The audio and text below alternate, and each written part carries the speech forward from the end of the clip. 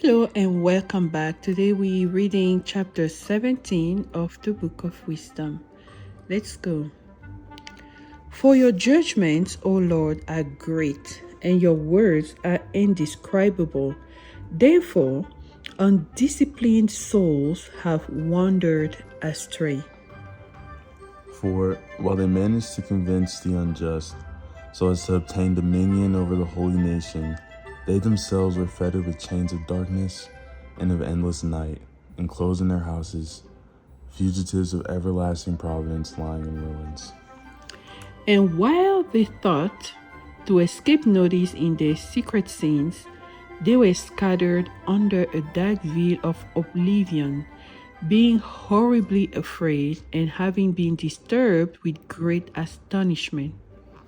For neither did the cave which enclosed them preserve them from fear, because descending noises disturbed them, and the sorrowful persons appearing to them intensified their fear. And indeed, even fire had no strength to provide them light, nor could the clear flames of the stars illuminate that horrible night.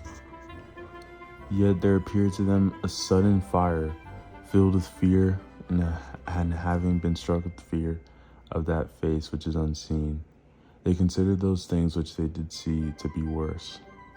And having been ridiculed, the illusions were removed from their hearts along with their contemptuous rebuke of glorious wisdom. Indeed, those who promised to drive away fears and disturbances from a languishing soul, though they were filled with derision, were themselves languishing in fear. And even if nothing unnatural disturbed them, yet being agitated by the passing of animals and the hissing of snakes, they died of fear, denying what they themselves saw, even in the air, which no one thinks to be able to escape. For while there may be apprehension with wickedness, it gives testimony to condemnation, for a troubled conscience always forecasts harshness. For fear is nothing else but unfaithfulness to thinking helpful things. And while expectation is driven from within, the cause of this is supposing that one is greater in knowledge, and as a result, conflict excels. Yet those who were truly powerless that night, being overcome by both the vilest and the deepest hell, were sleeping the same sleep.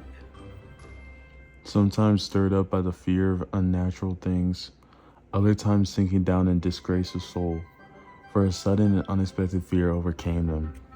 Then, if any among them had fallen away, he was kept in a prison without bars, which had been left open. For if a farmer or a shepherd or a worker in a field of labor were suddenly overcome, he endured an inescapable necessity. For they were all bound together with one chain of darkness.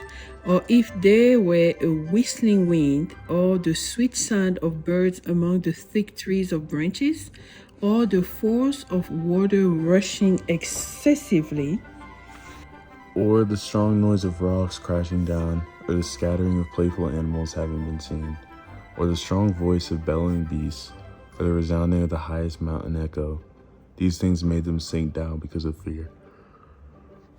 for the whole world was enlightened with a clear light, and none were being hindered in their labors. But then the heavy night was placed over the sun for them, an image of that darkness which was about to overcome them. Yet they were more grievous to themselves than was the darkness. All right, we see you next time. Bye.